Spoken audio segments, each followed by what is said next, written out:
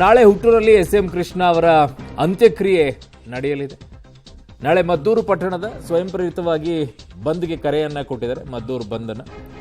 ಮದ್ದೂರು ಪಟ್ಟಣದಲ್ಲಿ ಸ್ವಯಂ ಪ್ರೇರಿತ ಬಂದ್ಗೆ ಅನೌನ್ಸ್ಮೆಂಟ್ ಅನ್ನ ಕೂಡ ಈಗ ಮಾಡಿಕೊಂಡಿದ್ದಾರೆ. ನಾಳೆ ಹುಟ್ಟೂರಲ್ಲಿ ಎಸ್.ಎಂ. ಕೃಷ್ಣ ಅಂತ್ಯಕ್ರಿಯೆ ನೆರವೇರಲಿದೆ. ಸಂಜೆ 4 ಗಂಟೆ ನಂತರ ನಡೆಯುತ್ತೆ. ನಾಳೆ ಮದ್ದೂರು ಪಟ್ಟಣ ಸ್ವಯಂ ಪ್ರೇರಿತ ಬಂದ್ಗೆ ಈಗ ಕರೆಯನ್ನ ಕೊಟ್ಕೊಂಡಿದ್ದಾರೆ. ಮದ್ದೂರು ಪಟ್ಟಣದಲ್ಲಿ ಈಗ ಅನೌನ್ಸ್ಮೆಂಟ್ ಅನ್ನ ಕೂಡ ಮಾಡಿಕೊಂಡಿದ್ದಾರೆ.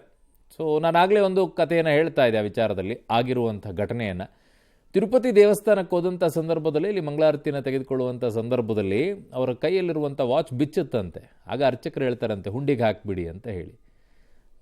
ಏನು ಮಾಡಬೇಕು ಅವ್ರು ಹೇಳಿದ ತಕ್ಷಣ ಇಲ್ಲ ಅನ್ನೋಕ್ಕಾಗಲ್ವಲ್ಲ. ಸೊ ಹಾಗಾಗಿ ವಾಚನ್ನು ಅವರು ಇಷ್ಟವಾಗುವಂಥ ವಾಚ್ ಅದು, ಬಟ್ ಅದು ಬಿಚ್ಚಿಬಿಟ್ಟಿದೆ, ಹುಂಡಿಗೆ ಹಾಕಿ ಅಂತ ಹೇಳ್ತಾ ಇದ್ದಾರೆ. ಒಂಥರ ಇಕ್ಕಟ್ಟಲ್ಲಿ ಸಿಕ್ಕಾಕೊಂಡಿರ್ತಾರೆ ಎಸ್.ಎಂ. ಕೃಷ್ಣ ಅವರು. ಆಯಿತು ಅಂತ ಹೇಳ್ಬಿಟ್ಟು ಹುಂಡಿಗೆ ಹಾಕಿ ಬರ್ತಾರೆ. ಹಾಕಿ ಬಂದು ಮಾರನೇ ದಿನಾನೇ ಅವರಿಗೆ ಹೈಕಮಾಂಡ್ನಿಂದ ಮೆಸೇಜ್ ಬರುತ್ತೆ, ನೀವು ನಾಳೆ ಮಂತ್ರಿ ಪದವಿ ಸ್ಥಾನವನ್ನು ತಗೊಳ್ಬೇಕು ಅಂತ ಹೇಳಿ. ಹೆಂಗೆ ಸಿಚುವೇಶನ್ ನೋಡಿ ಹೆಂಗಿದೆ ಅಂತೇಳಿ ಅದನ್ನು ಹೇಳ್ಕೊಳ್ತಾರೆ ಒಂದು ಕಡೆಗೆ, ಹಿಂಗಾಗಿತ್ತು ಅಂತ ಹೇಳಿ. ಬಹಳ ಇಂಟ್ರೆಸ್ಟಿಂಗ್ ಆಗಿರೋದು ಅದು. ಜೊತೆಗೆ ಅವರು ಕಾಂಗ್ರೆಸ್ ಪಕ್ಷವನ್ನು ಸೇರಿಕೊಳ್ಳುವಂಥ ಸಂದರ್ಭ ಇದೆಯಲ್ಲ, ಅವರು ಮೊಟ್ಟ ಮೊದಲನೇದಾಗಿ 1962ರಲ್ಲಿ ವಿಧಾನಸಭೆ ಆಯಿತು, ಜೊತೆಗೆ 68ರಲ್ಲಿ ಲೋಕಸಭೆಗೆ ಹೋಗ್ತಾರೆ.